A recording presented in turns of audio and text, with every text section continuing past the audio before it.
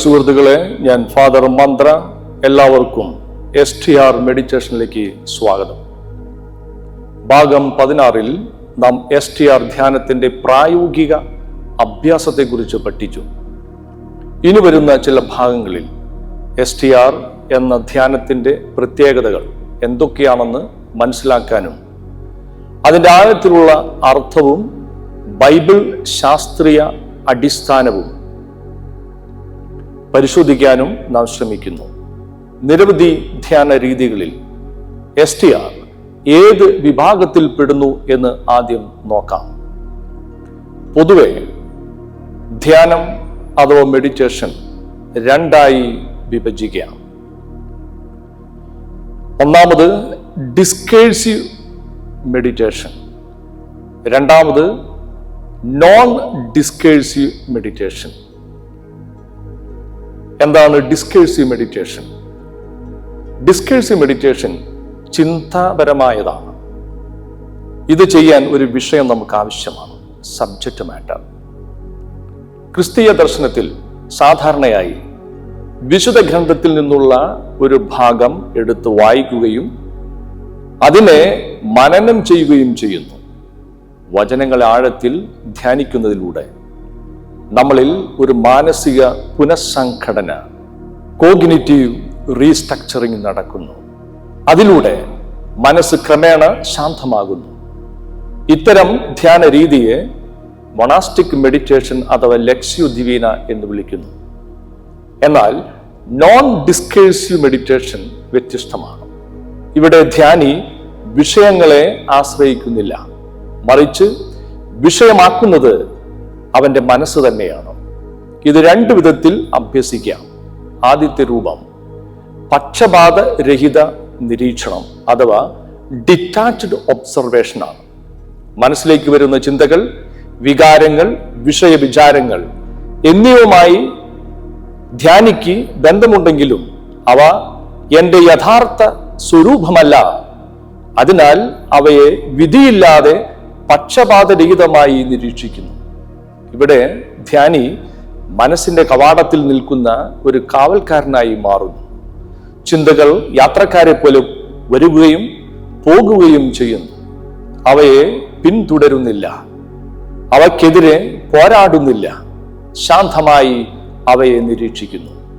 എന്നാൽ ശബ്ദഭരിതമായ ലോകത്തിൽ പലതരത്തിലുള്ള വ്യഗ്രതകളിൽ ഏർപ്പെടുന്നവർക്ക് മനസ്സിനെ മാത്രം നിരീക്ഷിക്കുന്ന അഭ്യാസം പ്രായോഗികമായി വളരെ പ്രയാസകരമാണ്.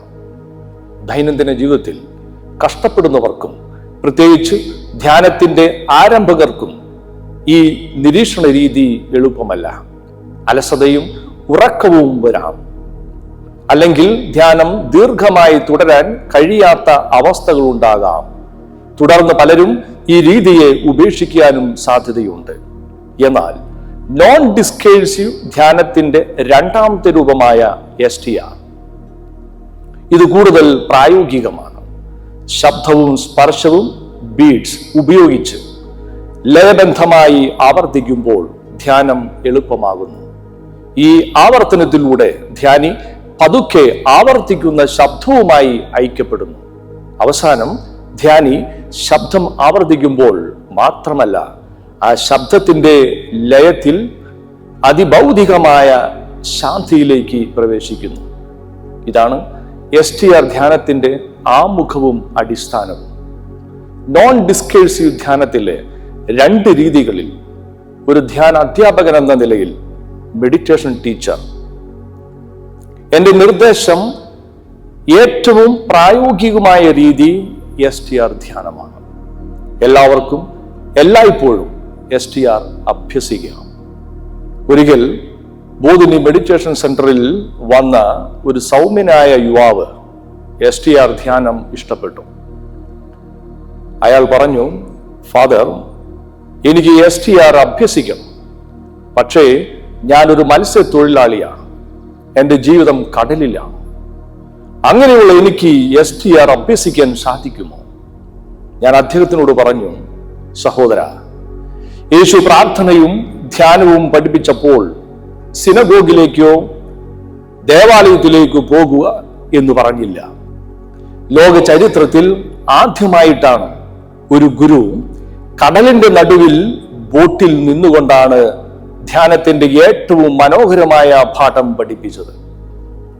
ഈ മനോഹരമായ വിവരണം മാർക്കോസിന്റെ സുവിശേഷത്തിൽ നമുക്ക് വായിച്ചറിയാം. മാർക്കോസിന്റെ സുവിശേഷം അധ്യായം 4, 35 മുതൽ 41 വരെ തിരുവചനങ്ങൾ. കടലിനെ ശാന്തമാക്കുന്നു. അന്ന് സായാഹ്നമായപ്പോൾ അവൻ അവരോട് പറഞ്ഞു, നമുക്ക് അക്കരയ്ക്ക് പോകാം. അവർ ജനക്കൂട്ടത്തെ വിട്ട് അവൻ ഇരുന്ന വഞ്ചിയിൽ തന്നെ അവനെ അക്കരയ്ക്ക് കൊണ്ടുപോയി. വേറെ വള്ളങ്ങളും കൂടെ ഉണ്ടായിരുന്നു. അപ്പോൾ ഒരു വലിയ കൊടുങ്കാറ്റുണ്ടായി. തിരമാലകൾ വഞ്ചിയിലേക്ക് ആഞ്ഞടിച്ചു കയറി. വഞ്ചിയിൽ വെള്ളം നിറഞ്ഞുകൊണ്ടിരുന്നു. യേശു അമരത്ത് തലയണ വച്ച് ഉറങ്ങുകയായിരുന്നു. അവർ അവനെ വിളിച്ചുണർത്തി പറഞ്ഞു, ഗുരോ, ഞങ്ങൾ നശിക്കാൻ പോകുന്നു, നീ അത് ഗൗനിക്കുന്നില്ലേ? അവൻ ഉണർന്ന് കാറ്റിനെ ശാസിച്ചുകൊണ്ട് കടലിനോട് പറഞ്ഞു, അടങ്ങുക, ശാന്തമാവുക. കാറ്റ് ശമിച്ചു, പ്രശാന്തത ഉണ്ടായി. അവൻ അവരോട് ചോദിച്ചു, നിങ്ങൾ ഭയപ്പെടുന്നതെന്ത്? നിങ്ങൾക്ക് വിശ്വാസമില്ലേ? അവർ അത്യന്തം ഭയന്ന് പരസ്പരം പറഞ്ഞു, ഇവൻ ആരാണ്? കാറ്റും കടലും പോലും ഇവനെ അനുസരിക്കുന്നുവല്ലോ. ഇന്നത്തെ നമ്മുടെ വിഷയത്തിലേക്ക് നമുക്ക് ശ്രദ്ധ തിരിക്കാം. ഇവിടെ ഒരു ചോദ്യം ഉയരുന്നു. എന്തുകൊണ്ട് സിനഗോഗോ ക്ഷേത്രമോ അല്ല ധ്യാനം പഠിപ്പിക്കാൻ യേശു കടൽ തിരഞ്ഞെടുത്തത്? കാരണം വളരെ വ്യക്തമാണ്. ധ്യാനം ഒരു സ്ഥലത്തോട് ബന്ധപ്പെട്ട് നിൽക്കുന്ന ഒന്നല്ല. അത് ശരീരത്തിൻ്റെയും മനസ്സിൻ്റെയും ഒരവസ്ഥയാണ്. ഈ അവസ്ഥയെ ഏറ്റവും വ്യക്തമായും ശക്തമായും പ്രതിഫലിപ്പിക്കാൻ കഴിയുന്ന ഈ പ്രകൃതിയിലെ ഏറ്റവും അനുയോജ്യമായ മാധ്യമം കടലാണ്. കടൽ ആഴമുള്ളതാണ്. അതിൻ്റെ യഥാർത്ഥ സ്വഭാവം അതിൻ്റെ ആഴത്തിലാണ്. അതുപോലെ തന്നെയാണ് നമ്മുടെ മനസ്സും. നാം സാധാരണയായി കാണുന്നത് മനസ്സിൻ്റെ മേൽഭാഗം മാത്രമാണ്. ചിന്തകൾ, വികാരങ്ങൾ, പ്രതികരണങ്ങൾ. പക്ഷേ മനസ്സിൻ്റെ യഥാർത്ഥ സ്വഭാവം അതിൻ്റെ ആഴത്തിലാണ്. കടലിൻ്റെ മേൽഭാഗത്ത് തിരകളുണ്ട്. അവ ഒരിക്കലും നിശ്ചലമല്ല. അതുപോലെ നമ്മുടെ മനസ്സിൻ്റെ മേൽഭാഗത്ത് ചിന്തകളുണ്ട്. ഒരു ചിന്ത പോകും, മറ്റൊന്ന് വരും. നാം അത് നിർത്താൻ ശ്രമിക്കും. പക്ഷേ അത് സ്വാഭാവികമായ ഒരു പ്രക്രിയയാണ്. കടലിൽ കാറ്റ് ശക്തമാകുമ്പോൾ തിരകളും ശക്തമാകും. ഇത് ഒരു അടിസ്ഥാന നിയമമാണ്. അതുപോലെ വികാരങ്ങൾ ശക്തമായാൽ ചിന്തകളും കൂടുതൽ അശാന്തമാകും. നാം കേട്ട സുവിശേഷ ഭാഗത്ത് ശിഷ്യന്മാരുടെ നിലവിളിയും ശാന്തമായി ഉറങ്ങുന്ന യേശുവും ധ്യാനത്തിന്റെ ആഴത്തിലുള്ള ഒരു ദ്വന്ദ് സത്യത്തെ രണ്ട് രീതികളെ എടുത്തു കാണിക്കുന്നു. പുറത്ത് കൊടുങ്കാറ്റ്, അകത്ത് ഭയം. അവർ വിളിച്ചു പറഞ്ഞു, ഗുരുവേ, ഞങ്ങൾ നശിച്ചു പോകുന്നു. പലപ്പോഴും ഇതാണ് നമ്മുടെ ജീവിതാവസ്ഥ. കഴിഞ്ഞ ദിവസം ഒരു ചെറുപ്പക്കാരി ലൈവായി പറഞ്ഞ ഒരു കാര്യം നിങ്ങളുടെ ഓർമ്മയിലേക്ക് കൊണ്ടുവരികയാണ്. അവളുടെ എല്ലാ ആഗ്രഹങ്ങളും സഫലമായി.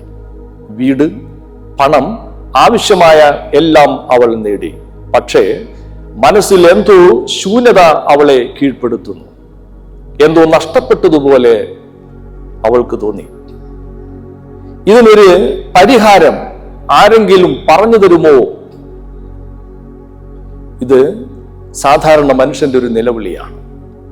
നമ്മുടെ ഓരോരുത്തരുടെയും ഉള്ളിലെ നിലവിളി ഒരു അന്തരംഗ നിലവിളിയാണ്. ജീവിതത്തിന്റെ സമ്മർദ്ദങ്ങൾ കൂടുമ്പോൾ, മനുഷ്യന്റെ ഉള്ളിൽ ചില അവസ്ഥകൾ ഉണ്ടാകുന്നു. നിയന്ത്രണം നഷ്ടപ്പെട്ടുവെന്ന അനുഭവം, എന്തോ വലിയ അപകടം അടുത്തെത്തിയിരിക്കുന്നു എന്ന ഭയം, ഇനി എനിക്ക് കൈകാര്യം ചെയ്യാൻ കഴിയില്ല എന്ന അകത്തെ തകർച്ച. ഈ സമയത്ത് നമ്മുടെ റാഷണൽ ബ്രെയിൻ സാധാരണയായി ചിന്തിക്കുന്നില്ല, നിലവിളിക്കുന്നു. ഈ നിലവിളി ഒരു പ്രാർത്ഥനയല്ല, ഇത് ക്രമീകരിച്ച വാക്കുകളല്ല, ഇതൊരു സ്വാഭാവിക പ്രതികരണമാണ്. ഈ നിലവിളി മനുഷ്യന്റെ ആഴത്തിലുള്ള യാഥാർത്ഥ്യത്തെ വെളിപ്പെടുത്തുന്നു.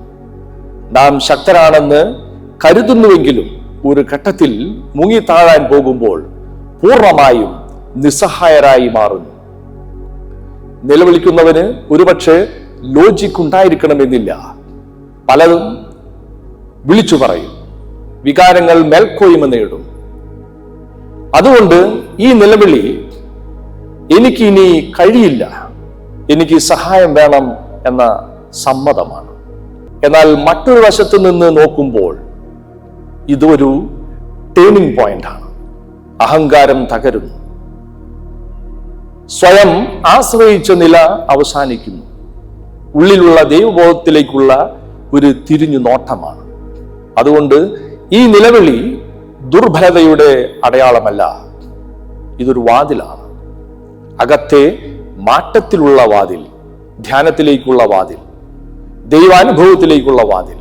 ഇവിടെ നിന്നാണ് STR ആരംഭിക്കുന്നത്. പക്ഷേ ഈ സുവിശേഷ ഭാഗത്തിൽ ഒരു വൈരുദ്ധ്യം നമുക്ക് കാണാം. അതേ വള്ളത്തിൽ, അതേ കൊടുങ്കാറ്റിൽ മറ്റൊരു വശത്ത് ശാന്തമായി ഉറങ്ങുന്ന യേശു. അവൻ പ്രതികരിക്കുന്നില്ല, എല്ലാത്തിനും സാക്ഷിയാണ്.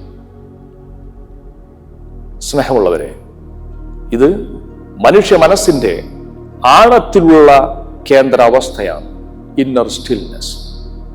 കാറ്റിന്റെയും തിരമാലകളുടെയും നടുവിൽ അവയെ ഒന്നും ബാധിക്കാതെ ഉറങ്ങുന്ന ഒരാൾ. കൊടുങ്കാറ്റിന്റെ നടുവിൽ ഒരു ഭയങ്കര ഉറക്കം. ഇത് സാധാരണ ശാരീരിക ഉറക്കമായി കാണാൻ കഴിയില്ല. ഇത് ധ്യാനത്തിലെ അതിഭൗതികമായ ഒരു ഉറക്കമാണ്, സൂപ്പർ നാച്ചുറൽ സ്ലീപ്പ്. കാറ്റിനെയും തിരകളെയും അതിജീവിച്ച ശാന്തത. തിരകളും കാറ്റും വള്ളത്തിലേക്ക് അടിച്ച് കയറിയെങ്കിലും അവയൊന്നും അവനെ ബാധിച്ചില്ല. ഇവിടെ ഒരു വലിയ ആത്മീയ രഹസ്യം തുറന്നു കാണിക്കുന്നു. അവൻ കൊടുങ്കാറ്റ് നിർത്തിയതിനാൽ ഉറങ്ങിയതല്ല, ഉറങ്ങിയതിനാലാണ് കൊടുങ്കാറ്റ് അവനെ ബാധിക്കാത്തത്. അവൻ സാഹചര്യങ്ങളെ മാറ്റിയത് കൊണ്ടല്ല, അവയെ അതിജീവിച്ചതുകൊണ്ടാണ്.